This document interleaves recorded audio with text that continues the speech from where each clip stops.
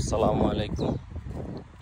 সুসংবাদ, মালয়েশিয়াতে যারা কলিং ভিসায় আসতে চেয়েছেন বা আগে আটকা পড়েছেন, যারা কলিং ভিসায় আসতে গিয়ে আসলে সব কিছু হয়েছে, আটকা পড়েছেন, আসতে পারেন নাই, তাদের কলিং পূর্ণাঙ্গভাবেই খুলে দিয়েছে এবং কি তাদেরকে আসলে নিয়োগ প্রক্রিয়া শুরু হয়েছে। তাদেরকে আবারও মালয়েশিয়াতে প্রবেশ করতে পারবে, তারা মালয়েশিয়াতে আসতে পারবে, এসে তাদের কর্মস্থলে যোগ দিতে পারবে। সেই 18,000 শ্রমিক মালয়েশিয়া থেকেও অনুমোদন হয়ে গেছে। ইভেন মালয়েশিয়াতে যারা আসলে তখন আসতে পারে নাই, তাদের সবাইকে ওএসএল থেকে মেসেজ দিচ্ছে, এরকম একটা মেসেজ দিচ্ছে সবাইকে। এই মেসেজটা অবশ্যই যার যার কাছে গেছে সবাই ওএসএলে যোগাযোগ করবেন বা ওখানে ট্রেনিং সেন্টার আপনার জেলায় ওখানে যোগাযোগ করবেন। অ্যান্ড কী প্রসেস, কী কাজ শিখতে হবে ওইখান থেকে বলে দিবে। আর হচ্ছে যাদের মেসেজটা যায় নাই তারা অবশ্যই একটা জিনিস খেয়াল করবেন, সেটা হচ্ছে আপনারা বিএমইটি করার সময় যে কার্ডটা, বিএমইটি কার্ডের করার সময় আসলে যেই নাম্বারটা দিয়েছেন ওই নাম্বারটা খোলা কিনা দেখেন।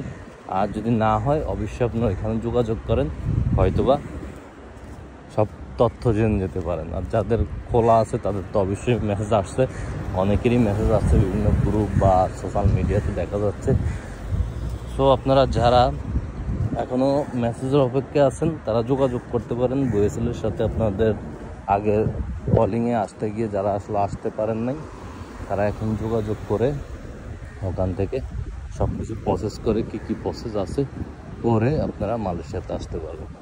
আই হোপ আমার কথাগুলো আপনারা ক্লিয়ারলি বুঝতে পারছেন।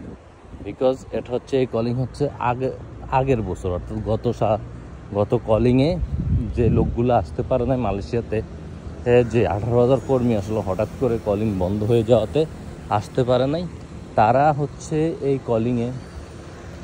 এই কলিং তাদের জন্য খোলা হয়েছে। তাদের সেই 18,000 শ্রমিক এখন মালয়েশিয়াতে প্রবেশ করতে পারবেন এবং কি এই সুযোগে দালাল মধুর কথা বলে নতুন কলিংয়ের লোগো নিয়ে নিচ্ছে অনেকেই। সো আমার প্রত্যেকটা ভিডিওতে আপনাদের জন্য থাকে স্পেশাল কথা, সেটা হচ্ছে দালালের মধুর কথা থেকে আসলে না পইটা সব কিছু যাচাই বাছাই করে নেবেন।